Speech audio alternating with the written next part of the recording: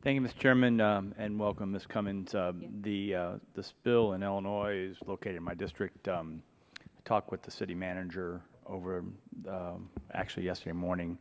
I think one of the interesting things was Keystone goes through that area also, and Keystone had provided them with a response trailer in which they were able to deploy with their firefighters to ensure the protection of the water supply, which is called Silver Lake. And so I would concur with what you concluded, that there is no threat to their drinking water. And their response was as per you would expect when you have pipelines. We do have a lot of pipelines. We have the Patoka terminal.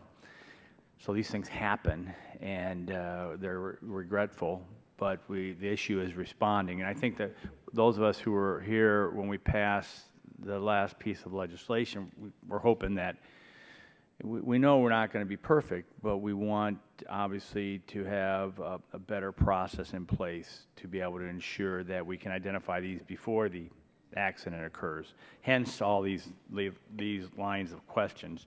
The first issue that I would like to, you've answered some of them in your testimony, but could any of the Pipeline Safety Act mandates had made a difference, do you know, in the recent pipeline breaks, whether that's in California or the one recently in Illinois? Because those two investigations are still going on, I don't think I can presuppose what the cause was, but we will absolutely be looking through our investigation at the condition of the pipe. We'll be looking at their inline inspection results. We'll be looking at what happened in the control room. How quick were they to respond? Did they follow their emergency response plans?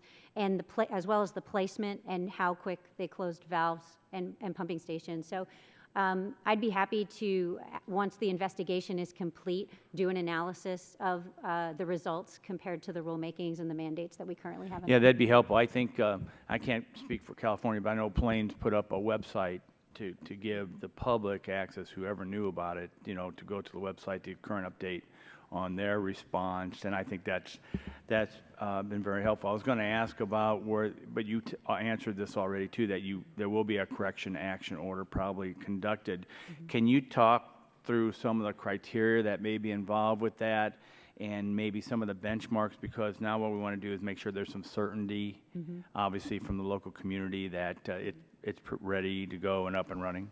Absolutely.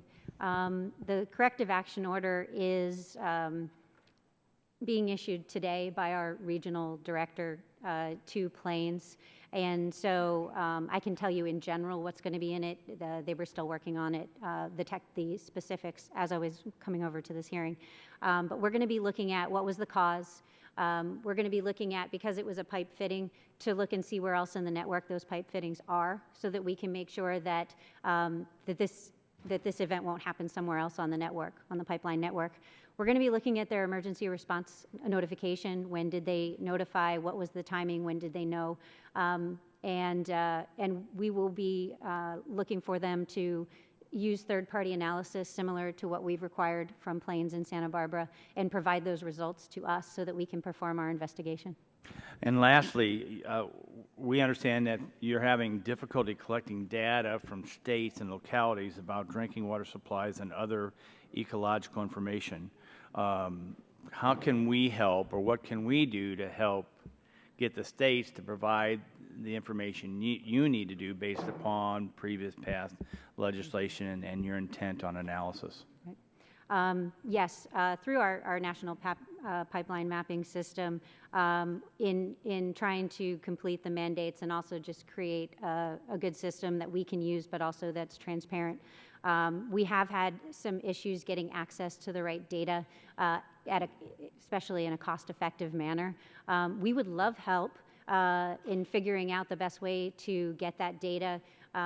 We are looking at information collections right now, but I would love to take you up on your offer, and maybe through our reauthorization discussion or just individually, if we can come up with some ways to make that path cleaner, that would be great. Well, and that's why we have these hearings too, to find out ways we can work together and be helpful. So I'm sure the committee's taken notes and we can follow up with that. Thank you, you Mr. so much. Chairman. I yield back.